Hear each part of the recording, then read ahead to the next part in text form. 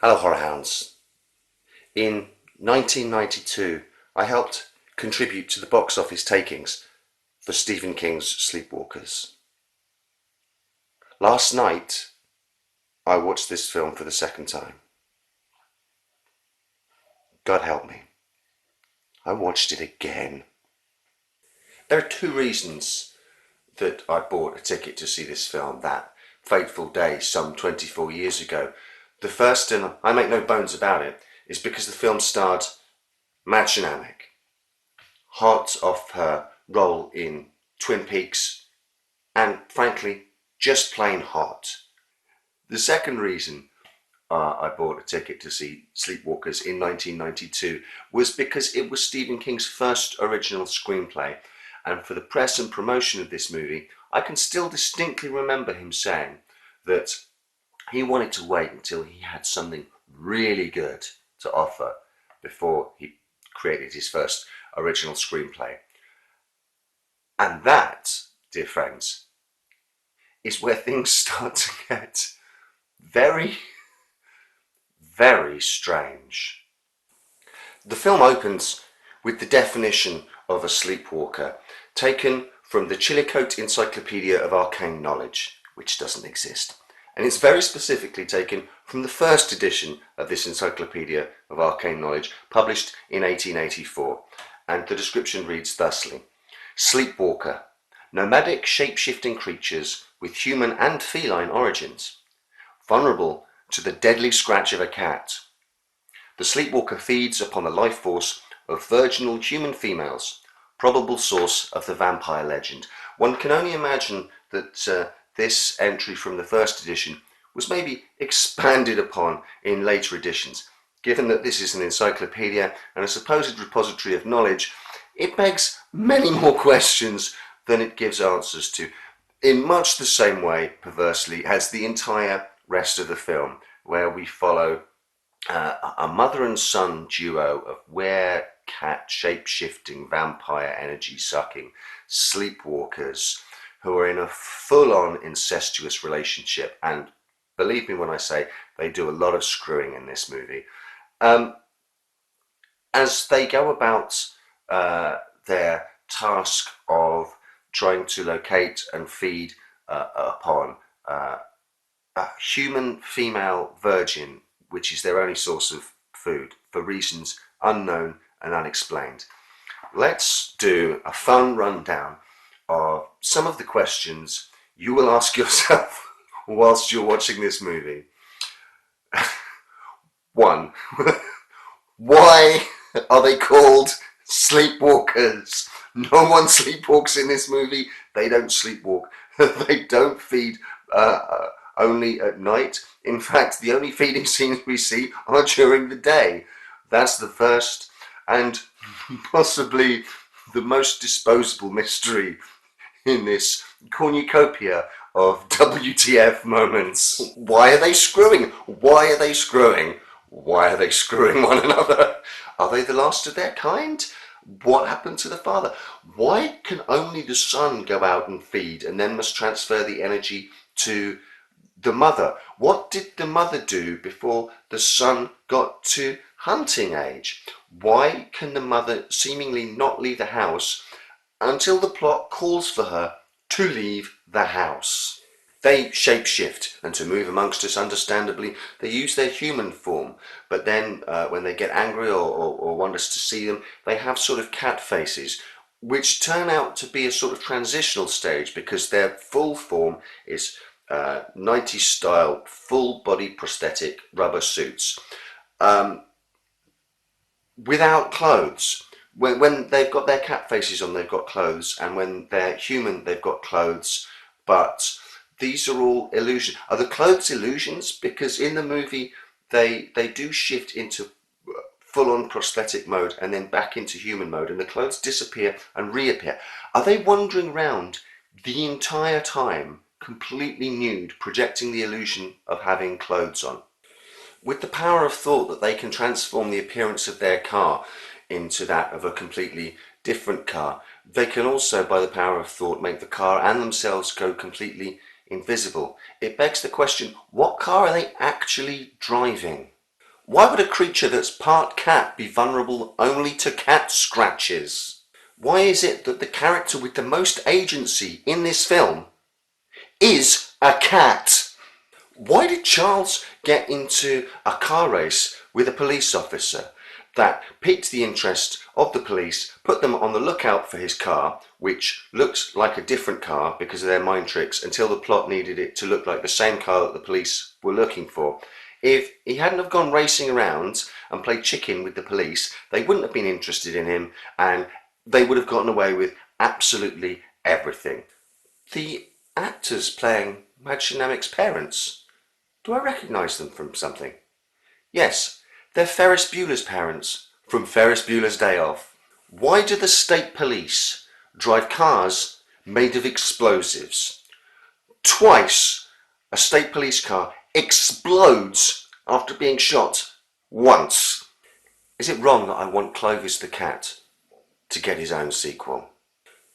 When the mum and the son are having sex, why have they taken their clothes off when their clothes are just an illusion and don't exist in the first place? And why don't they have sex in their natural form? Why do they have human sex? Did she just kill that police officer with a corncob? Yes. Yes, she did. That werecat's the white lighter from Charmed, isn't it? When the mother and son first start tasting each other's tonsils, about 10 minutes into the movie, honestly, and they do it a lot throughout the movie, my girlfriend said, oh, she's his mother in the sense that she's the vampire that made him. She sired him, right? No. No, she's his mum. It's probably the element of the movie that's has stuck with most people.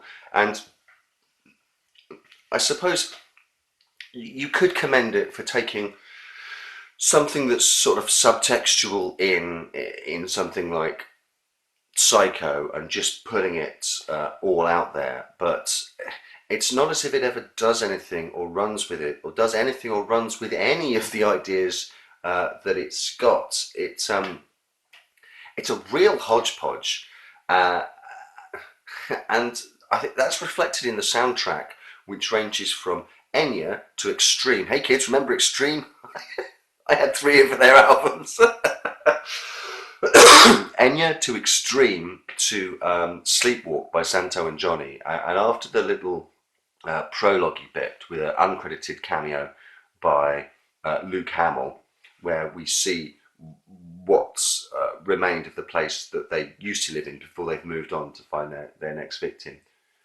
When they settle in Indiana, and basically when the story proper gets started, Sleepwalk by Santo and Johnny is playing on an old 75, and we open with literally a shot of a white picket fence, and the camera moves across to show an American-made muscle car, and then we move inside the house where we see this 1959 record being played on an old 75, and it couldn't be more Stephen King if it tried. It's as if someone took the surface of what makes up a Stephen King story and cobbled all of those elements together without any of the substance. And the most bizarre thing is, the person that did that was Stephen King.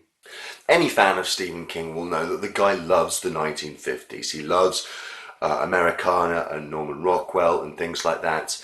And I found myself on this second viewing, pretty much all the way through, just wondering to myself, why didn't he set this in the 1950s? It would have added to the vibe of it. I think it would have smoothed out a lot of the wrinkles and the crinkles.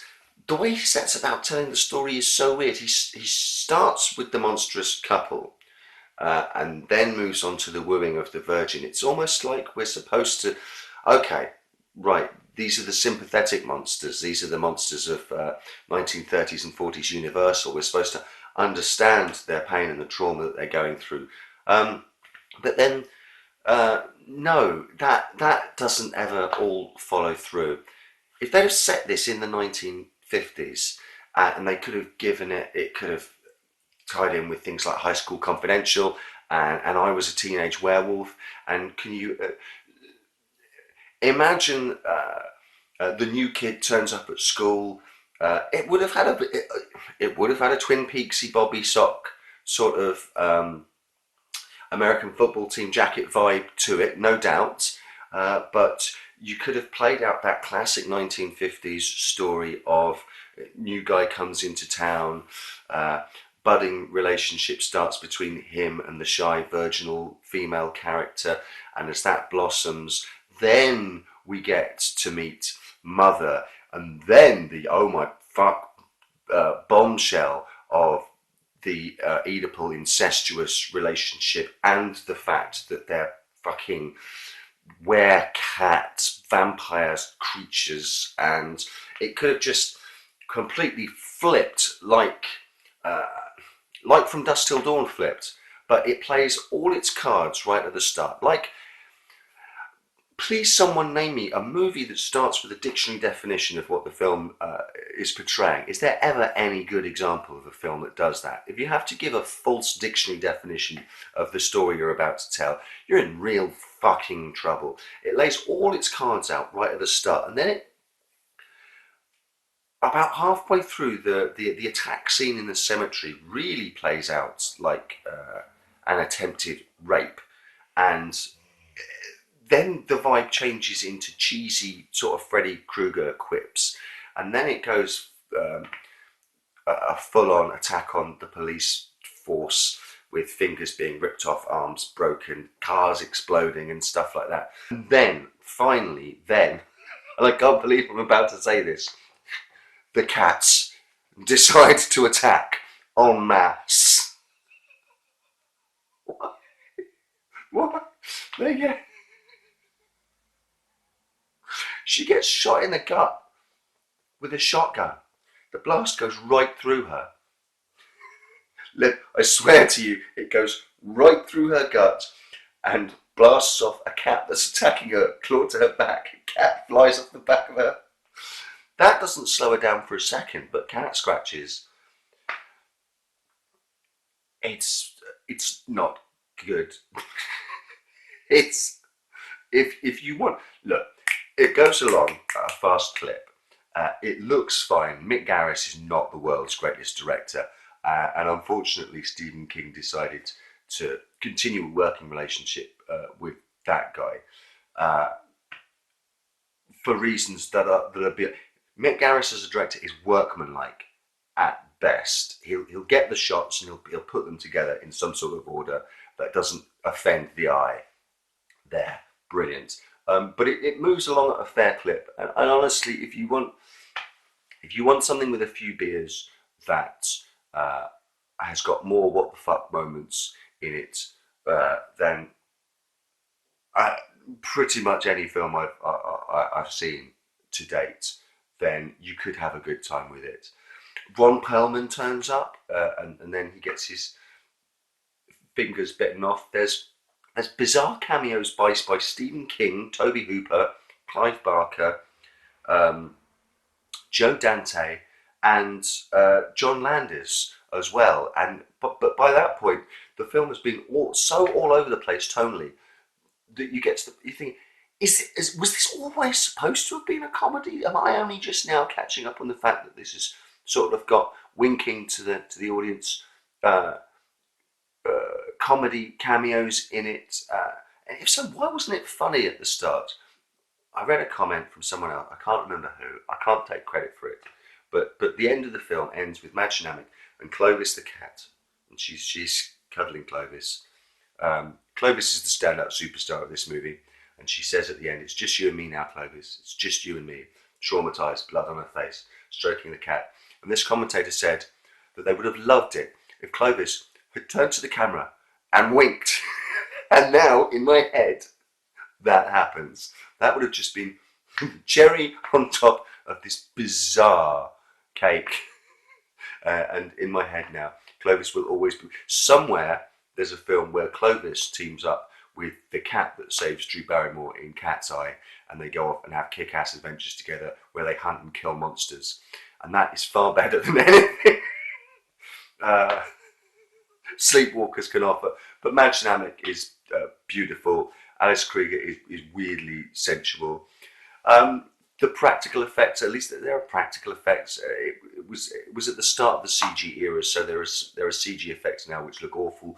Um, but yeah, if you want to see a film where a cat saves the day from a werecat creature that drives around listening to Extreme, then this is probably the only place you're going to get that fix.